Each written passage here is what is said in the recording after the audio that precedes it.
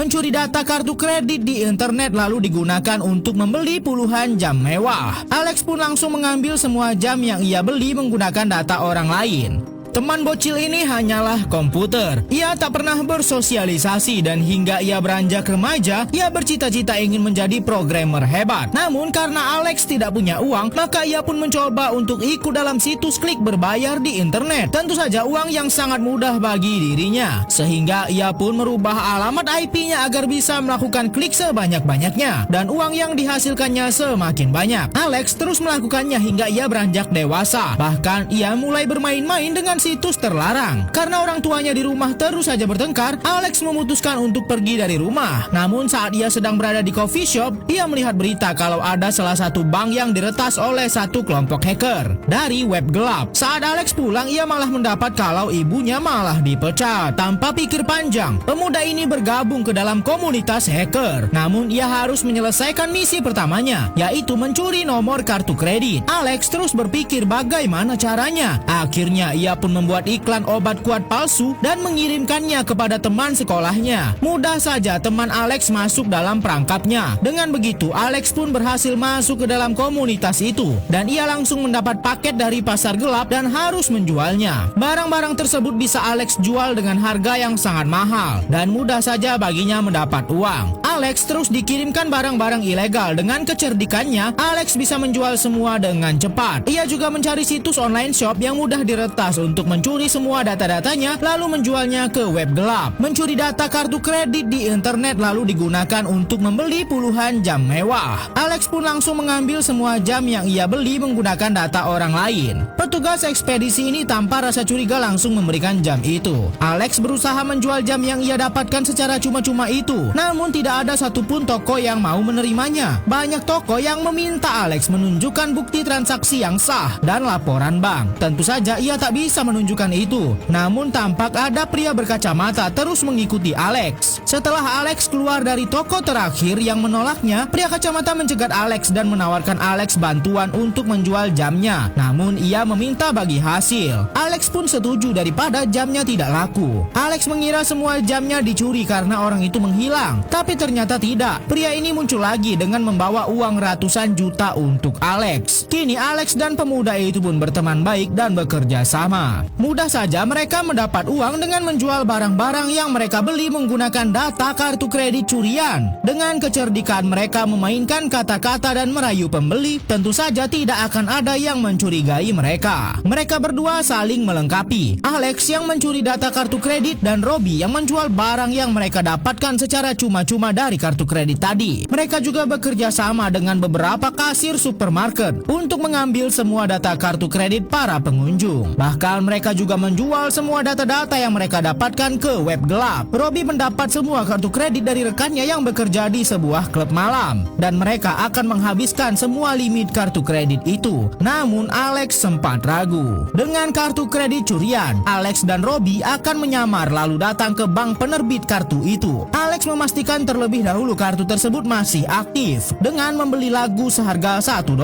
Setelah yakin, Alex berpura-pura menjadi pemilik kartu itu dan akan mengambil semua limit dari kartu tersebut. Robbie sempat dicurigai oleh para satpam. Namun untung saja Alex berhasil menjalani misi penyamaran dengan mulus. Mereka terus pergi dari bank itu. Alex terus mencari mangsa berikutnya dan ia melihat salah satu bank yang sudah pernah menyengsarakan hidup keluarganya ada di daftar bank yang mudah diretas. Alex pun langsung datang ke bank itu untuk mengacaukan sistemnya dan berpura-pura untuk meminjam uang. Dengan beberapa trik mengalihkan perhatian, Alex menyambungkan flash disk yang bisa meretas komputer teller dan mengambil semua data-datanya. Dengan keberhasilannya itu, membuat Alex menjadi sangat terkenal di dunia para peretas. Sungguh berbahaya, ratusan kartu kredit dicuri datanya dan para hacker ini akan mencetak ulang kartu yang datanya mereka curi. Kartu kredit palsu dengan data curian mereka jual ke semua hacker yang tersebar di seluruh dunia. Lalu sebagiannya mereka gunakan untuk berfoya-foya dan membeli barang mewah. Sungguh tindakan kriminal yang sangat merugikan orang banyak. Mereka berlagak seperti orang yang sangat kaya agar gerak-gerik mereka tidak dicurigai. Mobil puluhan miliar saja mereka beli dalam satu hari. Pelanggan mereka dari seluruh dunia semakin banyak sehingga mereka harus mencetak lebih banyak kartu kredit palsu. Dengan hadirnya Emma di dalam tim mereka membuat keuntungan mereka semakin meningkat drastis karena Emma banyak sekali link dengan para sultan yang mau membeli barang-barang yang mereka dapatkan dari kartu kredit palsu.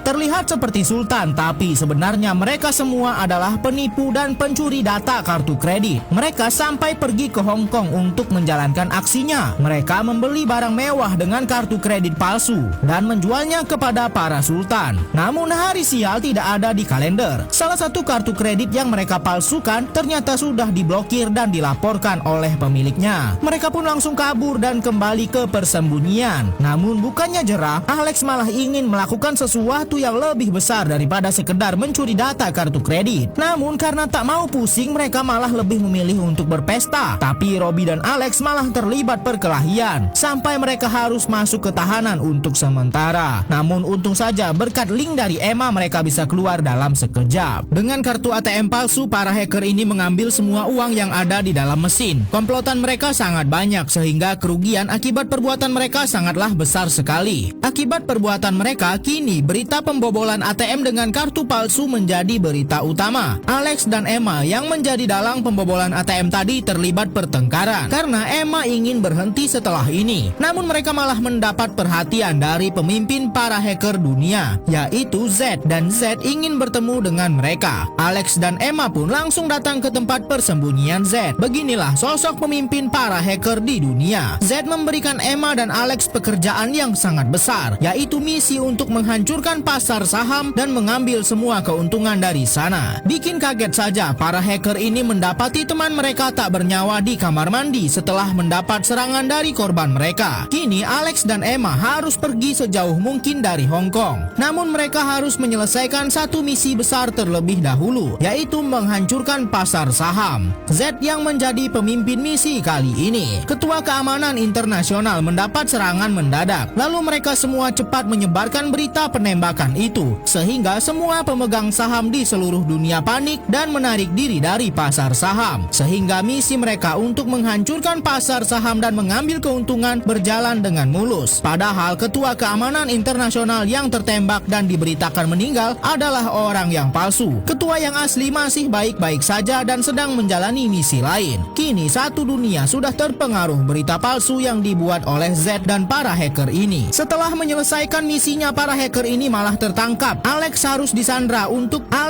disandra untuk digali informasi sebanyak-banyaknya tentang komunitas hacker yang sudah banyak merugikan perekonomian dunia. Setelah berhasil mengambil bukti-bukti dari Alex, ia ditinggalkan begitu saja. Alex pun harus cepat pergi ke tempat yang jauh dan ia memutuskan untuk ke Bangkok. Alex pun hanya seorang diri tanpa alat komunikasi apapun. Ia pun pergi ke sebuah warnet untuk mencari informasi tentang temannya dan juga ketua komunitas hacker yang memberikannya misi berbahaya kepadanya. Ternyata mereka semua sudah tertangkap. Masalah pun datang kepada Alex karena operator warnet mendapati kartu kredit milik Alex sudah terlapor dan ia pun malah diringkus karena sudah menggunakan kartu kredit curian dan harus berakhir di penjara karena kesalahan kecil. Padahal sebelumnya ia sudah dibiarkan bebas atas kesalahan yang lebih besar.